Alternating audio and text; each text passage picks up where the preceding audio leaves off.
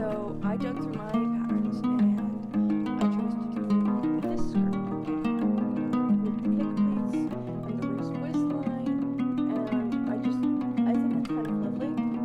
And it's not exactly any decade.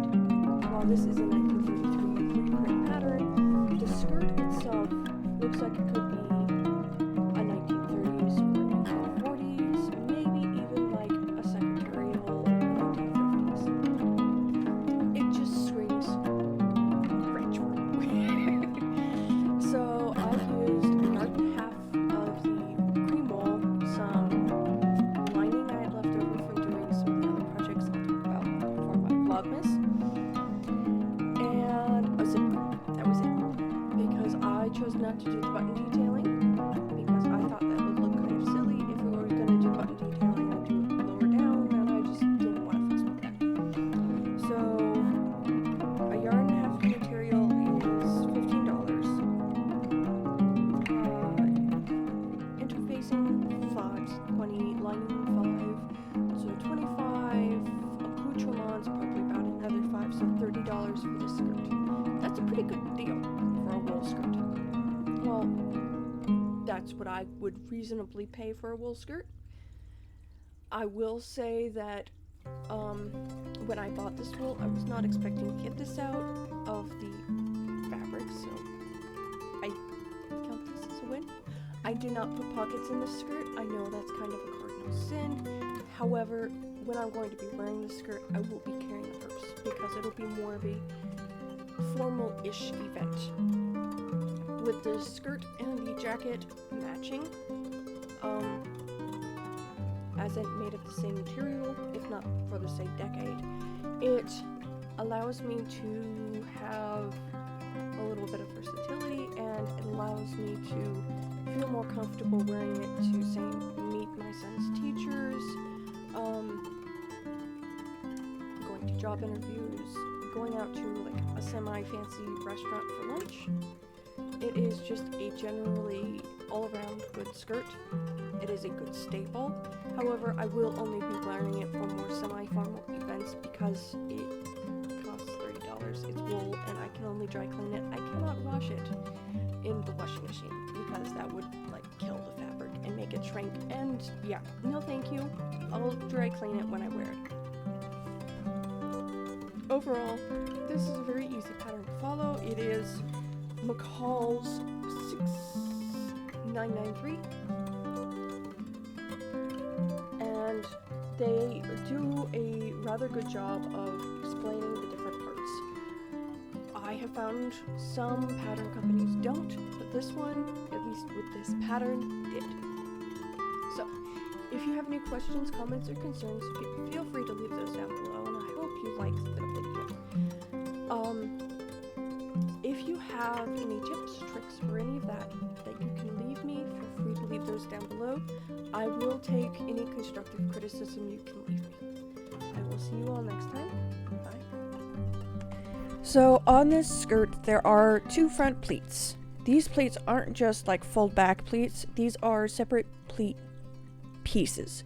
So here I am marking where the pleats need to be sewn to the actual like front panel of the skirt. And this is done by,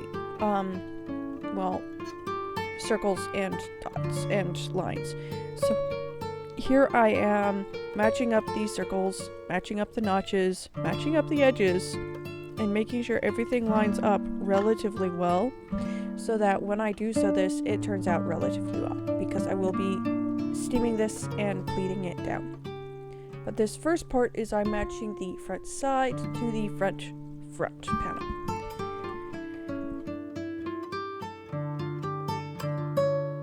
So here I am getting ready to sew the side panel to the front panel. I think that's what I'll call it anyway. But I'll just sew that up, and then I will sew in these front pleats. So as you can see, they're kind of like a wedge shape with a diamond at the top. And what you do is you just sew in 5/8 an inch up, around, then you stop, lift up the needle. You can like backstitch there, I think I did at one point. And then you just unfold the other side and do the same thing. You just want to make sure that you don't accidentally stitch that top part to the exterior.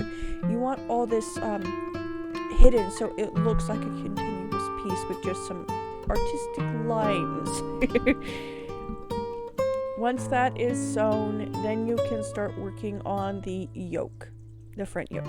So here you just sew this lower part, the lower part of the yoke, and once that is sewn, then you flip it up, and then you hand stitch down the lining for that part, and then you will top stitch that part.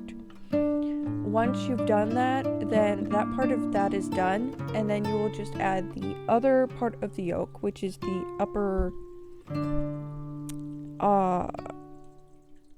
other half of it. It's the bigger half. And once that is, well, here I am putting in the lining.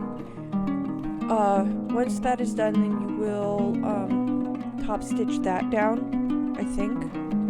I'm pretty sure, if I'm remembering correctly. Technically, I did this skirt before I did the last two parts because I wanted a more flexible piece to practice on this wool with. And since I already had enough material to do this skirt, I figured I'd use that to practice, so that when I was doing the dress itself, it wouldn't, fuss around too much. But once the yoke is set in, then you will move on to the back, which is putting in the darts and sewing up the majority of it. And then here's the fun part: you put in the zipper. You put in the zipper before you finish the skirt, which I personally really appreciate because that makes putting in the zipper a whole lot easier because you're not fussing around with a tubular shape that you're trying to put a line in. You just have a flat piece that you're trying to put a line in, which is so much easier. I do believe I did a lapped zipper, and it was much easier to do because this piece was laying relatively flat. I kind of wish most skirts and dresses did it this way because it just made it easier. It was a much more friendly part of the project. So yes, here I am just putting in the darts. So how I'm doing that is I am marking the circle with a circle, and those two circles with two circles. And then I take my clear ruler and connect the dots. This isn't a really fine squiggly fabric, so I wasn't too worried about it squidging everywhere. It did a little bit because it is what it is, but it wasn't too bad. So altogether, I am really pleased with how it turned out. Then I just matched up the circles, and so that would just go from one end to the other, making sure that you tie off the end and don't backstitch because that just makes it weird. Makes it bubble and makes it look weird, and definitely makes it look like it's homemade instead of handmade. 5/8 inch seam allowance. I overlocked all these pieces to try and make sure that it wouldn't unravel on me, which wool tends to handle overlocking really well. Here I am putting in the other dart for the other side. I will say that working with wool is much easier than working with like a silky polyester, though I probably just jinxed myself because I have a couple projects where I need to work with a silky polyester and I am expecting difficulties. Part of the thing is I did not press this before I cut it. I knew that the front lines would be kind of squidgy, so I just waited until after I had marked the pieces before trimming off any excess. I figured that would it would make it easier, and I was not too fussed about how this skirt came out because I knew that this was more of a personal project as opposed to I'm going to be showing the world this project. After you have put in that, then you will put in the back facing piece, which is just basically the back waistband part. And that is just this piece. It is much easier to do, and here I am just making sure that I'm putting it in the right way and making sure everything lines up well, and just keeping my fingers crossed that it all lays down well.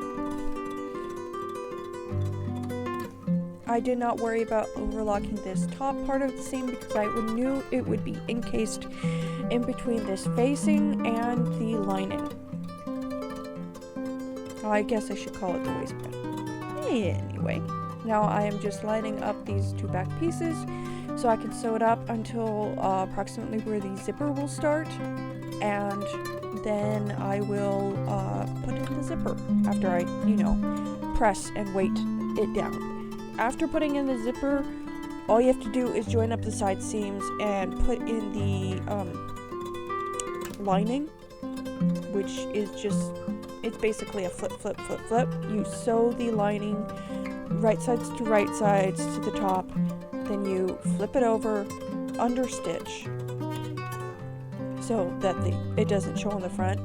It just sewing the seam allowance to the lining, and then you can slip stitch or whip stitch, whichever you prefer, the lining to the fabric, to the fashion fabric, and you're done. Well, you've got to hem it, but that's, you turn it up 1/4 inch, and then you turn it up 1 inch, and I prefer to hand do my hems simply because I don't like seam lines.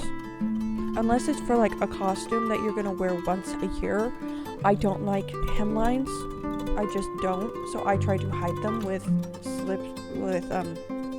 tiny whip stitches or catch stitches or whatever you want to call them. Basically making the outside stitch as small as possible so it basically disappears. Because I don't like seeing them. I don't think they look attractive, and I think it makes it look more handmade to not be able to see them. So here I am prepping the linings, which is just matching up notches, and you will have on that one longer side, you will be able to see the edge.